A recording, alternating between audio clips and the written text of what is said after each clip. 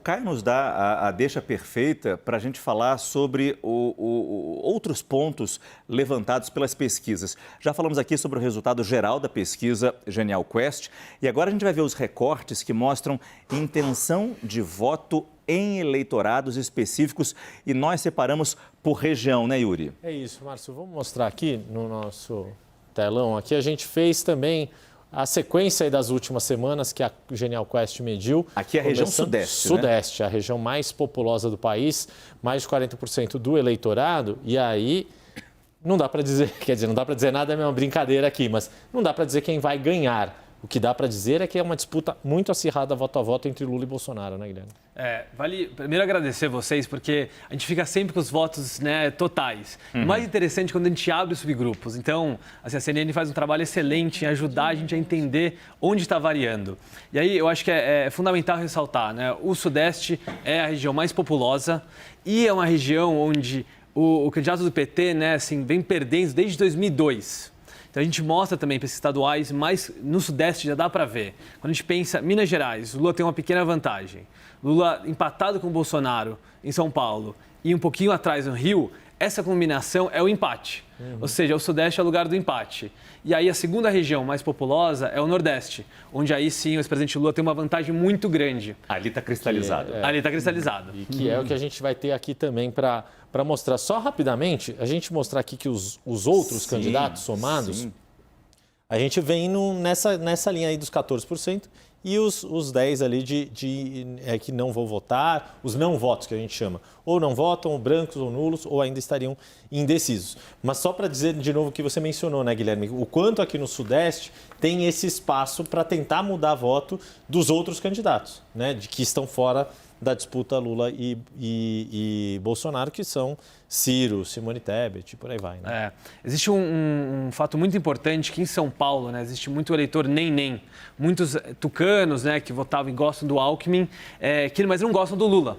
Então, esse é um eleitorado chave. Quando o Lula vai encontrar com os empresários, fica aqui em São Paulo discutindo, não indo muito profundo, imagino que seja uma estratégia também de tentar ser palatável para esse eleitorado que não prefere, né? Assim, que rejeita Bolsonaro, mas também já rejeita Lula há muito tempo, desde lá do mensalão. Que o Lula... Aquela receita de Lula com chuchu não convenceu, né? Exato. Mas assim, nessa reta final de campanha, talvez seja essa a estratégia, né? Porque a eleição presidencial está sendo marcada por muita estabilidade, dois candidatos muito conhecidos, muito fortes. E aí, quando a gente tem, né, o que resta? Quais são os eleitorados que podem ser conquistados para mudar esse cenário? Mas é bom a gente guardar, então, Bolsonaro com 38, Lula com 39 no Sudeste. E tudo sempre aqui nessa situação de empate técnico. Agora a gente vai para o Nordeste, que é o oposto desse retrato. E aqui a gente está falando de 27%, 28% do eleitorado, um pouquinho menos de 30% do eleitorado.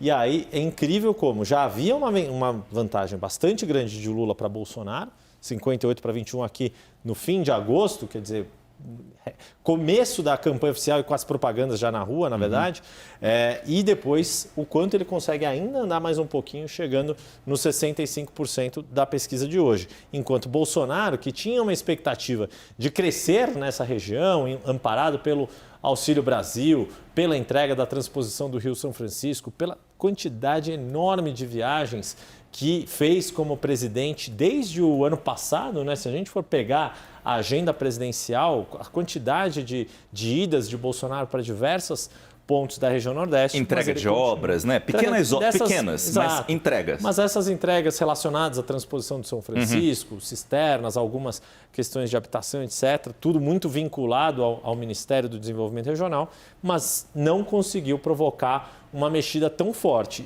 E aqui a gente está falando de votos totais.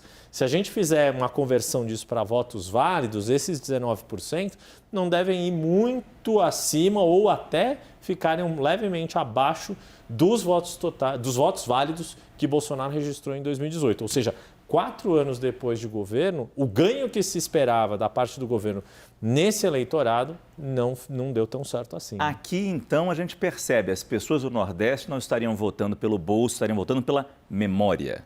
Eu acho que isso é muito importante ressaltar, porque uma das perguntas, né, alguns meses atrás, é com o novo Auxílio Brasil, né, essa entrada de dinheiro, especialmente que o Nordeste proporcionalmente tem mais eleitores que recebem o Auxílio Brasil. Bom, então com esse aumento do Auxílio Brasil, né, como é que vai ficar esse eleitorado? Esse eleitorado gostava do Lula, tem ali uma identificação, ou vai migrar agora com, digamos, os tempos mais recentes, a condição, né, econômica melhorou nesse último mês? O que a gente está vendo, e a pesquisa mostra, é que grande parte desse eleitorado diz, olha, na verdade essa medida ela é eleitoreira. A gente pergunta, você acha que essa medida é para o presidente Bolsonaro ganhar a eleição ou para ajudar o país? E grande parte desse eleitorado, especialmente no Nordeste, diz que é uma medida eleitoreira. Mas então, sempre foi eleitoreiro. Se a gente for pensar quando dava camiseta, bottom, dentadura, sempre foi eleitoreiro. Mas tem uma diferença grande. O Auxílio Brasil é um programa de governo, é uma política pública. Dar bota, fazer essas entregas assistencialistas, clientelistas, é outra coisa. Eu vejo a diferença mais, porque o Bolsa Família, ele condiciona, ou pelo menos na origem, condiciona a frequência escolar e você tem essa troca, né? Não é simplesmente você dá igual era antigamente. E eu gosto sempre de fazer a observação que o Nordeste brasileiro sempre foi um reduto da direita. E depois o Lula entrou, e o petismo entrou em 2003, e já estamos há 6 anos com a direita brasileira comandando o país. Se a gente considerar o governo Temer-Bolsonaro, muita gente acha que, pelo menos na economia, é a mesma coisa, ou muito parecida a linha, e a direita não conseguiu recuperar o Nordeste brasileiro, né? Porque foi sempre, se a gente lembrar, Antônio Carlos Magalhães, o carlismo, o Nordeste era do PFL nos anos 80 e nos anos 90. Só foi eleito em 94, 98, porque teve a associação PSDB da centro-esquerda e o PFL. Sim, aí vem o PT em 2002, ganha a eleição, 2003 entra com o programa e vira um reduto que há 6 anos que a direita comanda o país e não conseguiu retomar. Na verdade, mesmo em 2018, muitos governadores eleitos, né, dos partidos de esquerda, do PT, do PSB, PCdoB no Maranhão. E acho que o Caio está trazendo um ponto fundamental, que é o seguinte. A história política, né, recente brasileira é marcada por essa mudança. O PT ia melhor em São Paulo e no Sul, né, no Rio Grande do Sul, comparado ao Nordeste, ali até 2002. E aí vem essa mudança em 2006 e até hoje que esse eleitorado assim, nordestino, ou dos estados do Nordeste, né, fidelizou, digamos, muito pelo Bolsa Família, mas outros programas, né, de luz, de água e tudo mais. Todos, o programa de cisternas e o próprio início da obra do São Francisco, que tem essa disputa que o presidente Jair Bolsonaro tenta puxar para si, que foi ele quem entregou de fato. Mas quem começou e tem toda uma história de obra durante os governos do PT. Né? Vamos ver a região sul, a gente vai agora para a terceira região mais populosa do país, região sul, mais ou menos 15% do eleitorado. E aí a gente vê uma trajetória já diferente. O presidente Jair Bolsonaro seguindo uma tendência que é a lógica que se espera, ou seja, de que ele esteja à frente do ex-presidente Lula, porque desses 3 estados foram alguns dos estados em que ele obteve suas maiores vitórias em 2018. Muito disso que a gente está falando aqui, a região sul foi uma das primeiras, praticamente o país inteiro elegeu o ex-presidente Lula em 2002. Só o estado de Alagoas votou contra no segundo turno de 2002. Todos os outros 26 estados, incluindo o Distrito Federal nessa conta, votaram com Lula. Aos poucos, foi se mudando, foi crescendo uma mancha azul, que a gente chama, que era onde o PT perdia para o PSDB. E a região sul, com Paraná e Santa Catarina, foi das primeiras. O Rio Grande do Sul teve aí uma variada no meio do caminho, por causa da Dilma Rousseff e da sua história com o Sul. E aí aqui fica muito nítido essa questão, sem falar que tem todo o simbolismo. Além de Santa Catarina ter sido um estado muito bolsonarista de 2018, o simbolismo da gente está falando da região onde está o estado do Paraná, onde Lula enfrentou a Lava Jato e ficou preso 580 dias. A gente tem... Vamos direto para o Centro-Oeste? Vamos lá. Que é Centro-Oeste ou Norte? Ou eu acho que a junção Norte e Centro-Oeste, isso, que é... Por que se faz isso, né? Se a gente está falando de regiões ainda que vizinhas, mas diferentes, porque são eleitorados de tamanho muito pequeno e aí fica mais fácil fazer essa junção para essa comparação. Né? Essa somatória dá praticamente, um pouquinho mais do que a região sul. E aí também um cenário de empate técnico dentro da margem de erro, mas com essa... aparentando aí uma tendência de que o Lula leve a melhor nessas duas regiões. O que a gente pode fazer uma inferência, digamos assim, que é o modo chique de falar, o modo da ciência política de falar chute, ou de dar um palpite. Né? O que a gente está falando aqui? Que muito provavelmente no Centro-Oeste a vantagem deve ser de Bolsonaro. A gente está falando de estados com predomínio da economia, da agricultura na economia, uma importância muito forte. Mato Grosso, né, celeiro aí do agronegócio, assim como Goiás, Mato Grosso do Sul. E o Distrito Federal, que tem uma peculiaridade ali, que já elegeu um monte de gente e volta e meia indo na contramão do país. Né? Para citar um exemplo de cabeça, aqui em 2010, quem ganhou no Distrito Federal, é um eleitorado pequeno, mas quem ganhou no Distrito Federal foi Marina Silva pelo PV. Nesse tipo de peculiaridades que tem no Distrito Federal.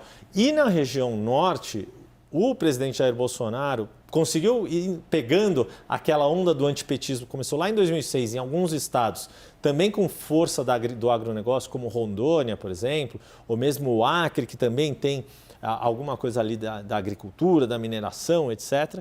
E aí ele conseguiu fazer, o presidente Jair Bolsonaro conseguiu fazer a virada num estado que estava com o PT desde 2002 até 2014, que foi o estado do Amazonas, o maior estado em termos de território ali da região norte.